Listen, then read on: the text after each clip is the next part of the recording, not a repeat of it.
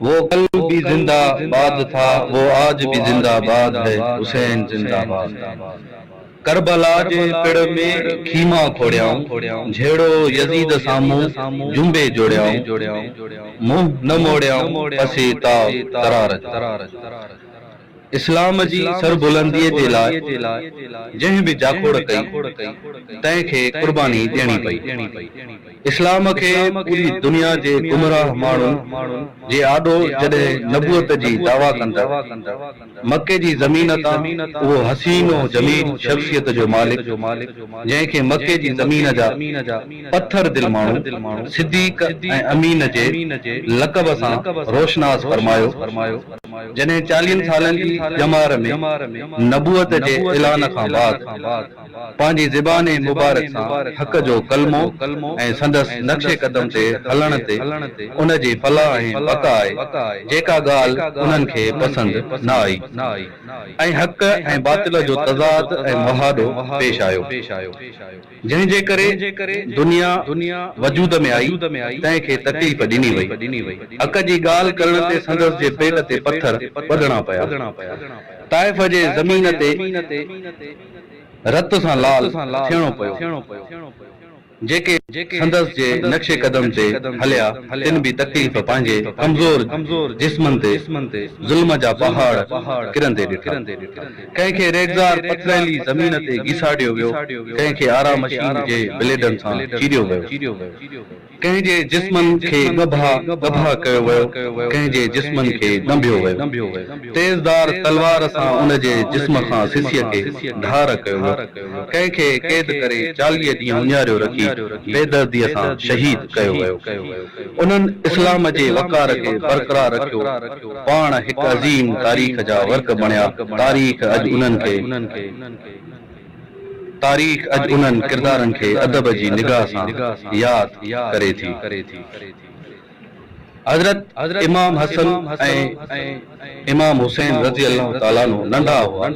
पाण करीम सल्लल्लाहु अलैहि वसल्लम जन संदन बेपनाह मोहब्बत कंदा हुआ। हिकिड़े दफ़े पाण करीम सल्लल्लाहु अलैहि वसल्लम मिंबर रसूल सल्लल्लाहु अलैहि वसल्लम ते जलवा अफ़रोज़ हुआ ऐं इमाम हसन ऐं इमाम हुसैन रज़ी अल्लाह ताला अन्हु अहाते में खेॾी रहिया हुआ।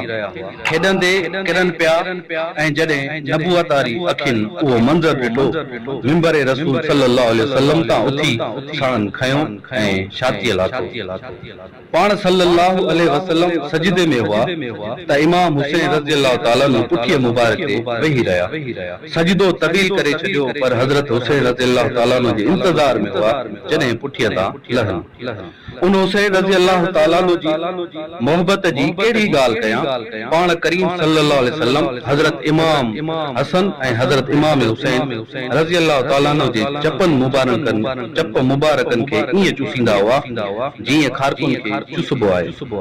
उन हुसैन रज़ी अल्लाह ताला अन्हु जी कहिड़ी ॻाल्हि कयां। नबूअत जा कुला सुवारी हुजनि।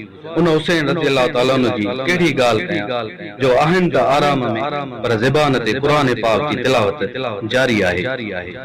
वक़्तु गुज़रंदो वियो, आख़िरकार तारीख़ जे वर्कनि खे पढ़ंदे जॾहिं उहे वर्क पंहिंजे हथनि में आया जिते ॿिन्ही जहाननि जे सरदार मुहम्मदुर रसूलुल्लाह सल्लल्लाहु अलैहि वसल्लम जे ॾोहटनि शेर ख़ुदा जे शहज़ादनि अम्मा फ़ातिमत ज़हरा रज़ी अल्लाह ताला अन्हु जे जिगर जा टुकड़ा इस्लाम जी सरबुलंदी पंहिंजे नाने जे दीन मुहम्मद सल्लल्लाहु अलैहि वसल्लम जी बका जे लाइ करबला जी रेखार ज़मीन ते अहले बैत रसूल सल्लल्लाहु अलैहि वसल्लम साण करे 72 ते मुश्तमिल काफ़िलो सफ़र जी शुरुआत कई।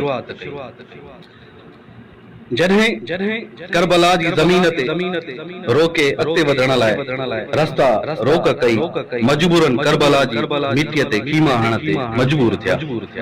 जिते नज़र कनि घेरो तंग आहे, ॻाल्हियूं कनि पर ज़ालिमनि जे अॻियां को मुसबित जवाब न पे आयो। इमाम आली मक़ाम हज़रत इमाम हुसैन रज़ी अल्लाह ताला अन्हु करबला जी ज़मीन ते ज़ालिमनि खे मुख़ातिब थींदे चयो, मां जंग जे लाइ न आहियां। अहले बैत रसूल सल्लल्लाहु अलैहि वसल्लम साण आहिनि। मासूम बच्चा साण करे कूफे जे मज़लूम माण्हुनि जी दाद रसीअत ऐं अहवाल लाइ वञी रहियो आहियां। अवां मूंखे अॻिते छॾण न पिया ॾियो।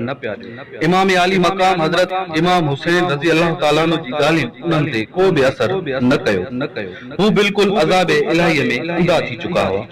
इमाम हुसैन रज़ी अल्लाह ताला अन्हु चयो त मूंखे सुञाणो ऐं हुसैन रज़ी अल्लाह ताला अन्हु मोहम्मद रसूलुल्लाह सल्लल्लाहु अलैहि वसल्लम जो ॾोहिटो उहो हुसैन जेको ॿिन्ही जहाननि जे सरदारनि जे कुल्हनि ते सवारी कई, उहो हुसैन जंहिंजा चप मोहम्मद रसूलुल्लाह सल्लल्लाहु अलैहि वसल्लम चूसींदा हुआ, उहो हुसैन रज़ी अल्लाह ताला अन्हु रहमतुल लिल आलमीन फरमायो इमाम हसन ऐं इमाम हुसैन रज़ी अल्लाह ताला अन्हु मुंहिंजे जिगर जा टुकड़ा आहिनि जेके मूंखे ॾाढा प्यारा आहिनि। उहो हुसैन जंहिंजो रांदि में खेॾण ऐं किरई पवण बि आने हज़रत सल्लल्लाहु अलैहि वसल्लम खां बर्दाश्त न थींदो, या जॾहिं मां खीमन में वञा असांजे मासूम बचनि खे पाणी नाहे, उन्हनि कहिड़ो कसूर कयो? ज़ालिमो अहले बैत रसूल सल्लल्लाहु अलैहि वसल्लम जंहिं खीमन में क़यामे पज़ीर तंहिं ते तीरनि जो तूफ़ान बर्पा करे छॾियो। मासूम गुलनि जहिड़ा ॿार तव्हांजे तीरनि जो निशानो बणिया ऐं माउ जे हथनि में मालिक हक़ीक़ीअ सां मिलिया। मुंहिंजे सब्र जो इम्तिहान इंतिहा ते पहुतो आहे। मुंहिंजे साम्हूं मुंहिंजे लखते जिगर खे तीरनि सां परहणो करे छॾियो आहे। दरियाए फिरात मां दुश्मन जी छातीअ खे चीरींदे जॾहिं इमाम अब्बास रज़ी अल्लाह ताला अन्हु पाणी भरण वियो, तंहिंखे बि ज़ालिमनि पाणी जी खलीअ खे तीर हणी पाणी हारे विधो। वक़्तु गुज़रंदो वियो जॾहिं शिमर जा पलीत पेर करबला पहुता। इमाम हुसैन रज़ी अल्लाह ताला अन्हु जंग कंदे कंदे जॾहिं हर तरफ़ करबला जी ज़मीन ते अहले बैत रसूल सल्लल्लाहु अलैहि वसल्लम जा तीरनि सां ज़ख़्मी बणियल हसीन और जमील चेहरा करबला जी ज़मीन खां हक़ीक़ी सफ़र ॾांहुं रवाना थिया ऐं अखियूं पंहिंजनि लोटनि सां कीअं आदर भाव न कनि जॾहिं खीमे मां आलिए मक़ाम हज़रत इमाम हुसैन रज़ी अल्लाह ताला अन्हु पंहिंजे लख़्ते जिगर 6 महीननि जो अली असगर खणी आसमान जी बुलंदियुनि जे मालिक खे चयो, ए मुंहिंजा रब, इस्लाम जी सरबुलंदी ऐं दीन मोहम्मद सल्लल्लाहु अलैहि वसल्लम जी बका जे ख़ातिर पंहिंजे 6 महीननि जो अली असगर तुंहिंजी राह क़ुर्बान करे छॾियो।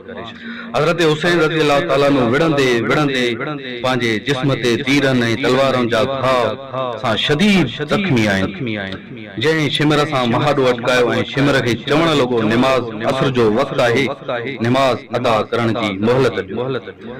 जॾहिं सजदे में इमाम आली मकाम हज़रत इमाम हुसैन रज़ी अल्लाह ताला अन्हु सिर मुबारक सजदे में रखनि था, ज़ालिम इमाम आली मकाम हज़रत इमाम हुसैन रज़ी अल्लाह ताला अन्हु जे सर मुबारक खे तलवार जे वार सां सिर मुबारक खे जिस्म मां धार करे छॾीनि था।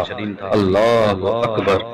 उन वक़्तु सिर मुबारक मां सुभान रब्बियल आला जा लफ्ज़ जारी हुआ, अली बाबा नबी नाना शराफत हो तो ऐसी हो, ले खंजर करे सजदा इबादत हो तो ऐसी हो।